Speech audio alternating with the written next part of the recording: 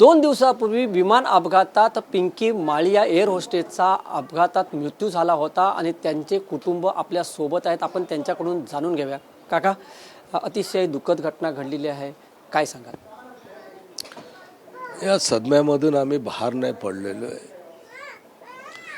सकाळी TV लावल्यावरती माहिती पडलं की अजितदादा पवारचा फ्लाईट क्रॅश झाला करून.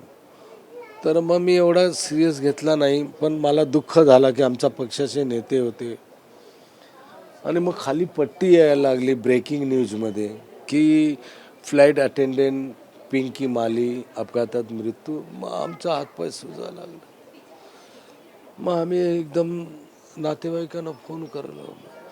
मग आम्ही बारामतीला गेलो. मग बारामतीला तिकडनं बॉडी घेतली, पोस्टमॉर्टम वगैरे झाला आणि मुंबईला आलो. काल शिवाजी पार्कमध्ये आम्ही अंत्येष्टी केली. अनेक वेळा तिने दौरे केले अजितदादा पवारांबरोबर ते आणि चांगल्या प्रकारे ती काम करायची आणि ती 2 महिन्यापूर्वी तिचं लग्न झालं होतं अशी सुद्धा माहिती मिळते, काय सांगाल? नाही, चुकीचं आहे. 4 वर्ष अगोदर लग्न झालं होतं आणि ती 8 वर्ष या फ्लाईटमध्ये काम करते अंधेरी एअरपोर्ट वगैरेला.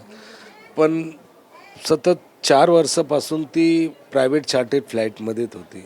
मध्ये कधी राष्ट्रपती बरोबर जायची, कधी प्रल्हाद मोदी म्हणून आहेत पंतप्रधानमंत्री देशाचे, त्यांचे बंधू बरोबर आणि डेप्युटी CM बरोबर सगळे VIP बिझनेसमॅन या प्रायव्हेट चार्टेड फ्लाईटमध्येच ती काम करायची. तिला एक्सपिरियन्स होता. काका, ती एअर होस्टेस नंतर तिने पायलटसाठी सुद्धा परीक्षा दिली होती अशी सुद्धा माहिती मिळते, काय सांगाल त्या संदर्भात?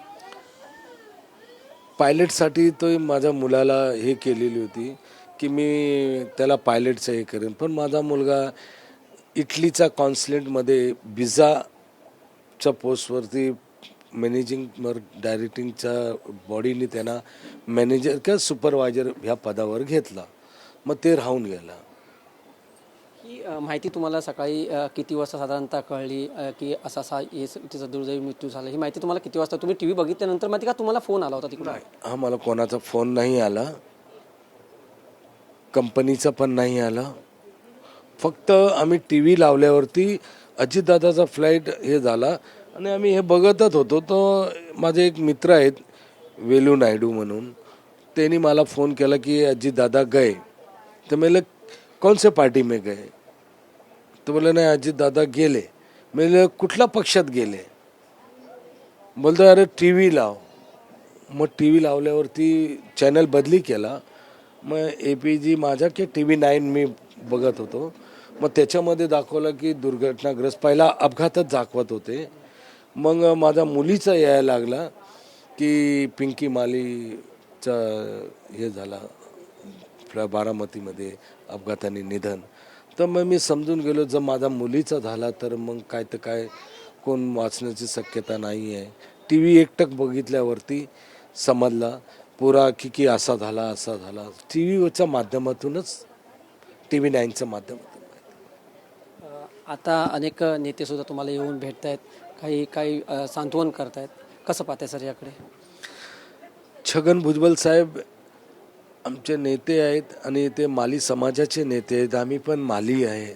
ते सावता माली आहेत, आम्ही फुल माली आहे. आणि जेव्हा त्यांना दुर्घटना माहिती पडली की असा पिंकी मालीचा झाला आहे, तर मग कोण आहे शोध म्हणून ते बॉडीगार्डला बोलले. मग त्यांनी माहिती घेऊन इकडचे कार्यकर्त्यांनी सांगितलं ना शिवकुमार मालीची मुलगी होती. मग ते बंगल्यावरून कळवण्यात आलं की घरी येत आहेत सांत्वना द्यायसाठी. मी साहेबांच्या छत्रछायामध्ये मी समता परिषदच्या जिल्ह्याच्या कमिटीवर पण असतो.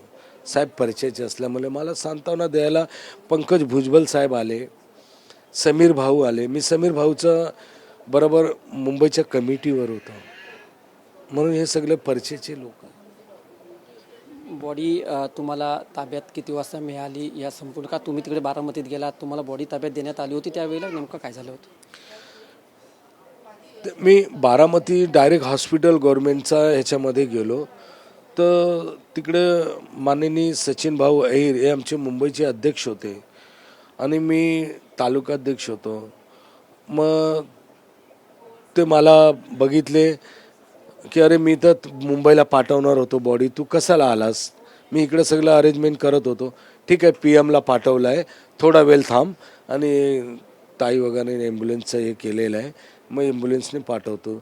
मग आम्हाला तिकडे जेवणा वगैरेची पण व्यवस्था सचिन भाऊ अहिरने केला तिथं कॅन्टीनमध्ये. ॲम्ब्युलन्समधनं टाकून मग आम्ही घेऊन आलो. त्याचबरोबर पिंकीची आईसुद्धा आपल्यासोबत आहेत. आपण त्यांच्याकडून सुद्धा जाणून घ्यायचा प्रयत्न करूया.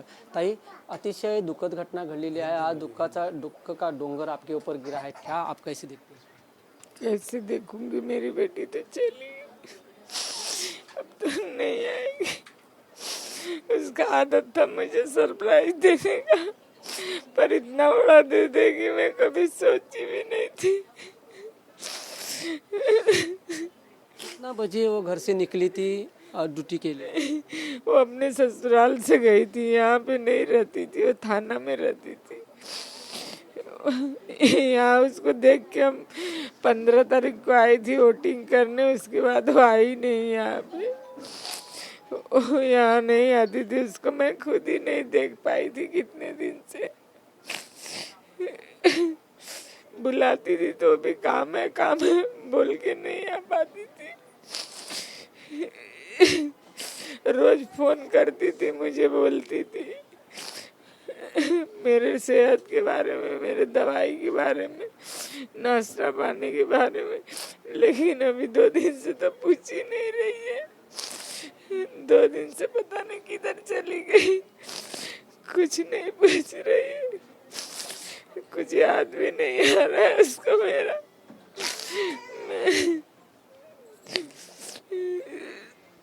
धन्यवाद टीव्हीशी बोलले होते. अतिशय दुःखद घटना घडली होती. तिच्या आईच्या अश्रू अनावर झालेले आहेत, कारण मुलीचा मृत्यू झाला होता. त्याचबरोबर वडिलांचे सुद्धा त्यांनी सुद्धा असं सांगितलं की आमची मुलगी इथे येत नव्हती, ती सासऱ्यामध्ये राहत होती, सासरवाडीमध्ये तिच्या माहेरात त्याच्यात सासरवाडीत राहत होती. परंतु अतिशय दुःखद घटना ही घडलेली आहे. व्हिडिओ जर्नलिस्ट मोहनसह मी वैभव घाग, TV9 मराठी, मुंबई.